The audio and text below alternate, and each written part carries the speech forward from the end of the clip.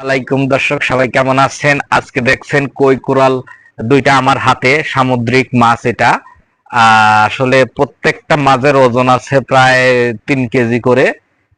যদি এই মাছগুলো আপনারা খাইতে চান তাহলে অবশ্যই আমার এখানে চলে আসতে হবে। এটাকে বারবিকিউ, তারপরে হলো আপনার ডিপ ফ্রাই করে বারবিকিউ করে দেওয়া হয়। তো যে যে খাইতে চাবেন খালি ডাইরেক্ট চলে আসবেন। দেখেন মাছের কালার, কি সুন্দর মাছের কালার! আহ,